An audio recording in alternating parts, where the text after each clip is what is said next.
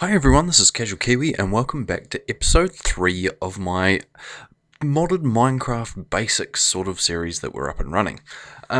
Basically, what we're going to carry on with today is the real basic beginning forms of power generation. So I've got all of these different generators here. Now most of them produce redstone flux, but then there is the odd one like this guy over here, which is probably the most basic power, type of generator for Industrial Craft 2. Now, we're going to start with these guys, these little engines. So we start over here with the absolute most basic of basic. I've had to connect up these pumps to them just to get them to work, because these guys obviously need power, somewhere for the power to go, because they have no internal storage. Like so, they just have a fuel slot. This one has a coolant slot and a fuel slot, and then we go from there. But this one is a redstone engine, nice and basic to craft. It's a bit of a pain in the ass to try and show you the recipe, unless we can quickly go. Actually, if we go / game mode S, and then if we go, it might be a bit of a pain flashing up all these recipes, so I don't know if we'll do this. Engine, this guy here, boom. Oh, that just gave us them because we're in cheat mode. Recipe, there we go. So some wooden gears, a piston, a piece of glass, and some wooden planks. So a pretty basic, nice, that's some pretty fancy looking wood. Nice, easy recipe to make, but they produce very, very little power. So if we go ahead and flick the lever there, this will eventually start working, and it is going very, very slow. So I have used these for pumping water to run other engines, and also pumping lava to provide lava for other generators and all these sorts of things in the past. Quite a handy little engine when you're very, very first starting out. But anyway, moving on, the next one, that's the pump again, is the Stirling engine. Now this guy requires some fuel. If we grab some coal, we can go ahead and put some coal in there and flick the lever, and it's going to go ahead and do its thing. It's going to work away, going to produce some power, and it's going to slowly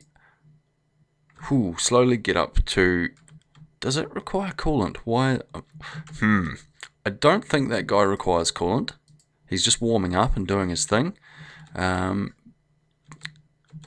What are we doing here?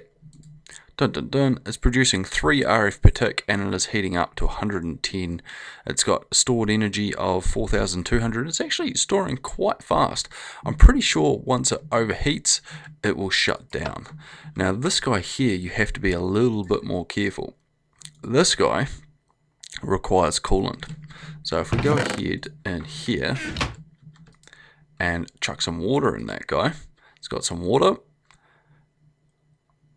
I had a feeling, and it requires fuel as well, does it? A bit of fuel, like so, because it is a combustion engine. Got flunk, some fuel, and it's going to go, we need to turn that on, don't we? It's going to go ahead and start creating power, but it requires water to keep it cool. If it runs out of water, it will explode, so you need to keep water up to it, either by means of topping it up with buckets. It's producing 60 RF per tick though, or a transfer node with a world interaction upgrade, sucking water out of a puddle. So that guy's going quite well. How much was this guy producing? He was producing... how much? 10 RF per tick. So not much at all. We'll turn him off. And this guy produces... God knows, because we don't have an interface. Very good. We'll flick him off as well. Moving on. Turn that guy off to the generator from IC2. Go ahead and put some fuel in there. That's going to start producing EU, which is the IC2 unit of measure for electrical unit, I think it is. And we have almost got sort of 300 EU there. So yet again, it is a very basic starting out generator. This guy here is going to require a bit more to get it made, because IC2 just freaking does. Basically, what is it? It is the basic generator, this guy here. We've just given ourselves a bunch if we hit R. So it requires an iron furnace, an RE battery, and 3 iron plates. If we look at the recipe for the iron furnace, it is a standard furnace and 5 iron plates. Those are just a iron ingot whacked with a hammer from IC2, so not actually that bad. The battery is some tin item casings, insulated tin cables, and some redstone. So yet again, not all that bad.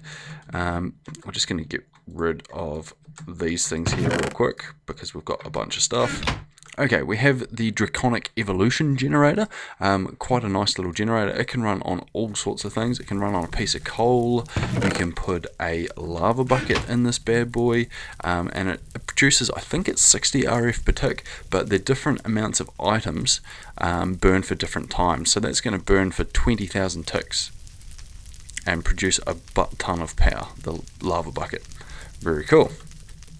The recipe for that, it is called generator yet again from Draconic Evolution. Where is it? There it goes there. Recipe is a Draconic core, 3 iron, 4 nether bricks, a furnace. The Draconic core requires some draconium ingots, so you're not going to get that unless you have found some of this draconium, which you tend to find very low down near bedrock, either that or in the end. But for beginning generators, you're only going to find it basically at bedrock. And it is a little bit pricey really for what it is for a starting out generator. Next we have the Sterling generator from Ender.io.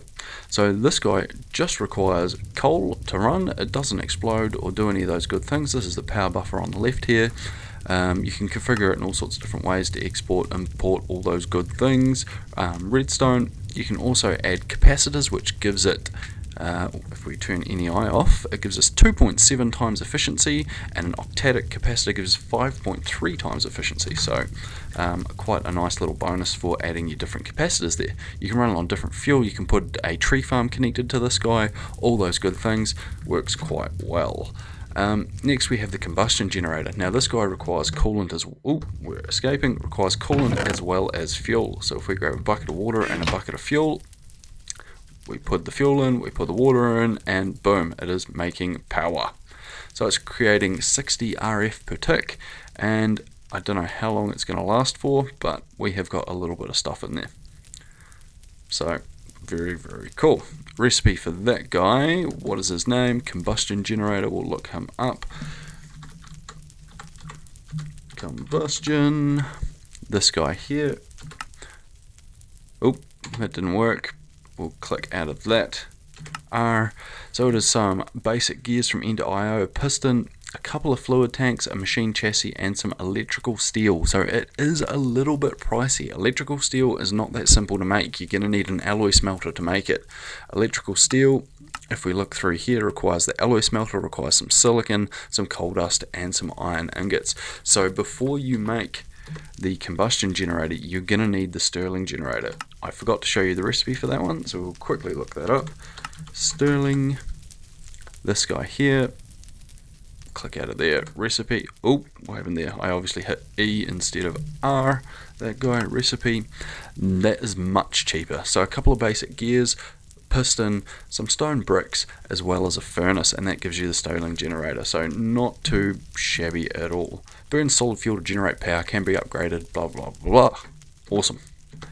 Moving on again, we come to the extra utilities generators. So there's a whole range of these guys all doing different things, starting with the survivalist generator, the furnace generator, culinary, and solar. They're the main ones that probably you're going to look at when using for starting out. This guy here is really a pain in the ass. It only outputs at nighttime. So a bit of a bugger really.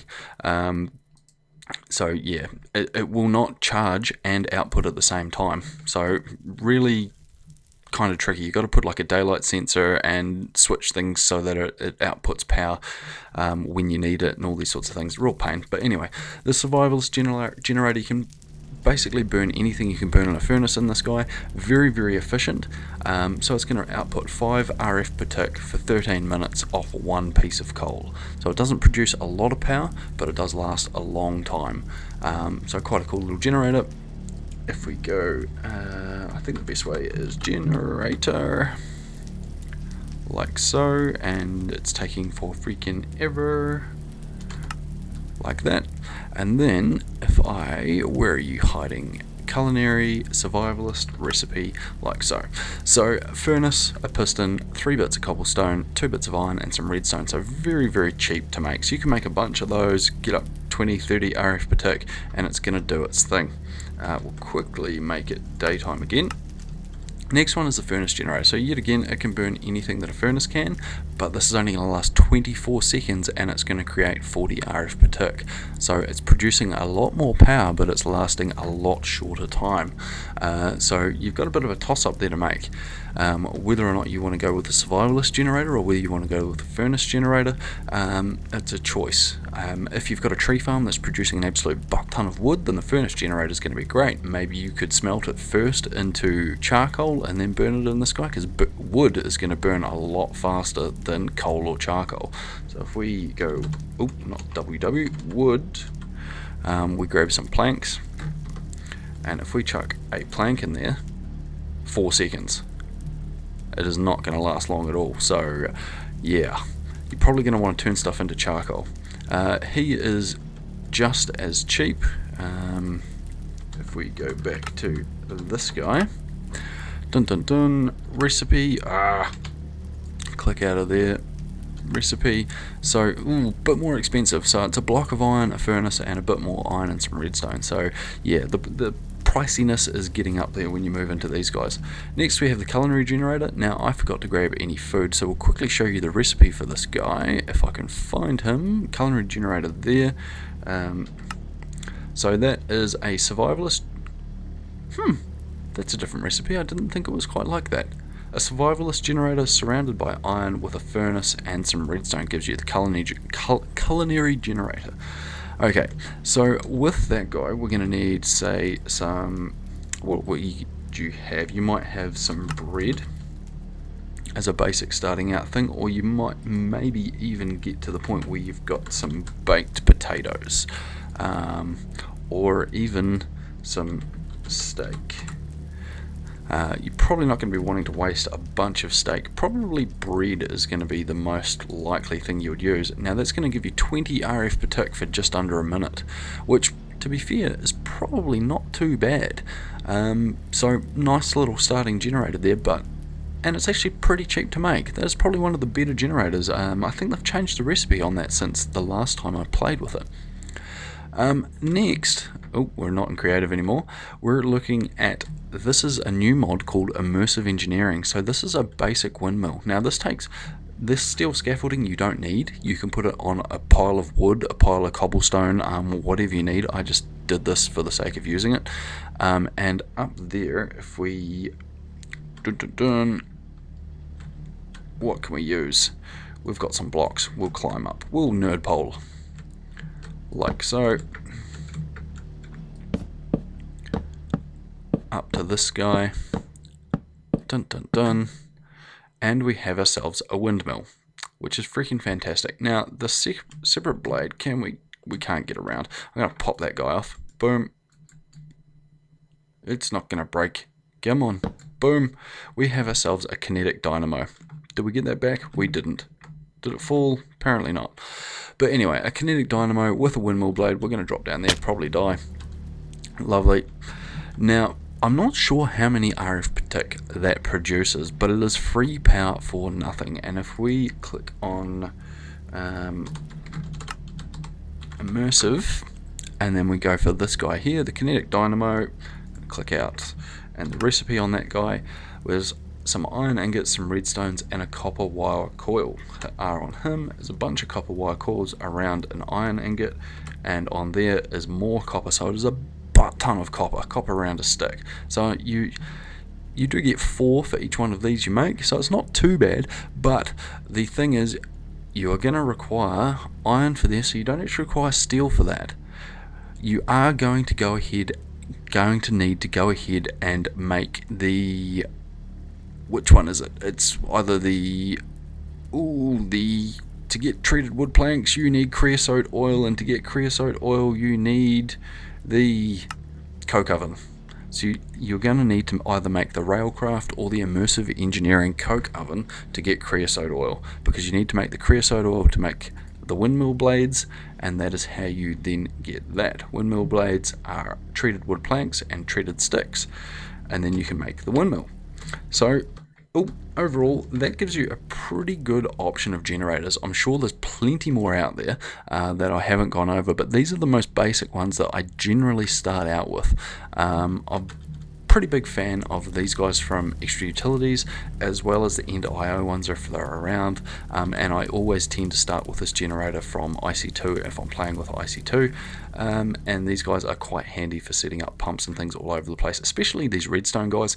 If you just throw a bunch of them down around something, like you put 4 all around this guy's this pump and have it running, and it will run quite nicely.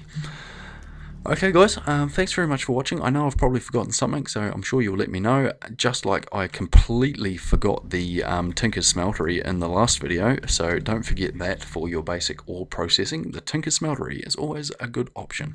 Anyway guys, thanks very much for watching. I hope you've enjoyed, and I'll see you next time.